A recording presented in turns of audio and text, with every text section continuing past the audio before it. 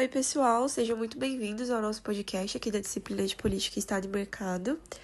Hoje a gente vai conversar um pouco sobre um tema que nasceu lá no século XVII, mas continua super atual, que é o pensamento aqui do John Locke e o nascimento do liberalismo, especialmente quando a gente pensa nas redes sociais e na forma como que a gente entende liberdade hoje. E aí, trazendo um pouco de contexto, o Locke foi um filósofo inglês, conhecido como o pai do liberalismo, e viveu numa época em que o poder era concentrado nas mãos do rei, né? E aí começou a questionar isso, né? Por que alguém deveria mandar em todos os outros só por um direito divino ali, entre aspas? E foi daí que surgiu a sua ideia de contrato social, então um acordo entre os cidadãos livres que aceitam viver em sociedade e criar um governo apenas para garantir três coisas principais, que é a vida, a liberdade e a propriedade. E a partir daí nasce o liberalismo, né? A crença de que o indivíduo ele vem antes do Estado e que o poder precisa sim ter limites, né? Já que a liberdade é o maior valor da sociedade. E essas ideias foram base de muitas democracias e do sistema capitalista moderno. E agora trazendo um pouco para nossa realidade, né? A gente vive numa era digital em que as redes sociais viraram o novo espaço da liberdade. Todo mundo pode falar, opinar, criar ali de certa forma, e isso, né, um sonho do Locke realizado, né, o indivíduo livre se expressando, mas também é um pesadelo liberal, porque a liberdade usada sem razão, sem responsabilidade e muitas vezes contra o próprio bem coletivo, né? Então, hoje a gente vai discutir um pouco justamente sobre isso, que é como o pensamento do Locke sobre a liberdade, razão e limites ainda nos ajuda a entender os dilemas aqui do nosso tempo, né? Especialmente no caso aqui das redes sociais, onde a gente tem uma linha muito tênue ali entre a liberdade e o caos. Bom, quando o Locke falava aí de liberdade, ele não estava pensando em fazer o que quiser. Na verdade, a liberdade para ele é um direito natural, né? Mas que só faz sentido dentro de uma razão em respeito ao outro.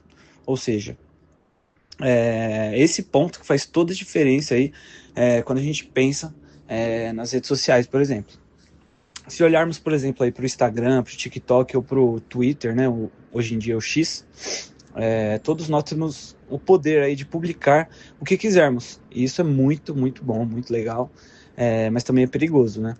Locke dizia que liberdade não pode ameaçar os direitos dos outros. Ou seja, direito à liberdade de expressão não pode ferir o direito à vida, à segurança ou à dignidade de alguém. Hoje, na internet, a gente vê muito o retrato do liberalismo em ação. Liberdade de expressão, acesso à informação, troca de ideias, mas, ao mesmo tempo, ela mostra também o que acontece quando a liberdade é usada sem filtro da razão. A gente vê discurso de ódio, por exemplo, a gente vê fake news, manipulação e coisas desse gênero. O Locke, ele alertava principalmente aí, séculos atrás, sobre o homem é livre, mas precisa agir com consciência, que é justamente um contraponto aí que a gente vê hoje em dia nas redes sociais, por exemplo. Outro ponto que conecta Locke ao mundo digital é a propriedade. Para ele, a propriedade, o que define, na verdade, a propriedade é o trabalho, aquilo que a gente produz com esforço e se torna nosso. Só que hoje, a nossa propriedade não é mais material, é digital. Nossos dados, nossas fotos, nossas opiniões, tudo isso vira o produto na mão das grandes plataformas e elas utilizam isso para fazer seus negócios. Então dá até para a gente dizer que o liberalismo moderno virou um sistema onde a liberdade é a moeda e o indivíduo é o produto. Locke jamais imaginaria um mundo onde a propriedade, que seria um dos direitos naturais, seria trocada por curtidas e algoritmos dentro das redes sociais. E aí entra um dilema importante, né?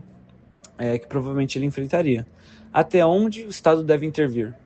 Locke acreditava no Estado mínimo, que protege os direitos sem invadir as liberdades. Mas hoje, com o poder das redes sociais, né, o tamanho que elas chegaram, e a ausência total de regulação pode ser tão perigosa quanto o controle excessivo.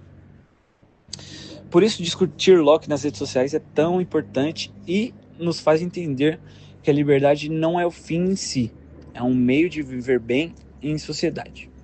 O desafio de equilibrar liberdade com responsabilidade é muito difícil e algo que mesmo séculos atrás já era difícil, e hoje a gente vê que a gente ainda precisa aprender muito para conseguir fazer isso. Quando a gente olha para tudo isso, dá para perceber que o pensamento de John Locke continua essencial para entender o mundo. Ele nos ensinou que a liberdade é o valor central da vida em sociedade, mas também o mais delicado, porque sem limites a liberdade deixa de ser construção e vira destruição. As redes sociais são um espelho disso. Elas democratizaram a voz, mas também multiplicaram os ruídos. Elas aproximam, mas também dividem. E isso acontece porque a liberdade digital ainda não encontrou o mesmo equilíbrio que o Locke imaginava. Aquele em que a razão controla o impulso e o bem coletivo guia o individual. Talvez o que falte hoje não seja mais liberdade, mas educação para a liberdade, que é exatamente o que o Locke defendia. Ele dizia que o ser humano nasce como uma tábula rasa, basicamente uma folha em branco, e que é a experiência e o conhecimento que nos tornam capazes de escolher bem. Então, se a gente quer um espaço digital mais livre, a gente precisa ser mais racional, mais ético e mais responsável com o que a gente compartilha e consome. O verdadeiro liberalismo não é o do cada um por si, mas o que reconhece que o outro também tem direitos. No fundo, Locke não imaginou o Instagram ou o TikTok, mas imaginou algo muito parecido.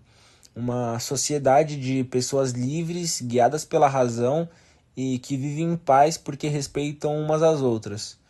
Então, que a gente possa então trazer esse espírito para o nosso tempo, que a liberdade continue sendo um valor, mas nunca uma arma. Eu sou o Igor e esse foi o encerramento do nosso podcast sobre John Locke e o liberalismo nas redes sociais. Muito obrigado por ouvir e até a próxima.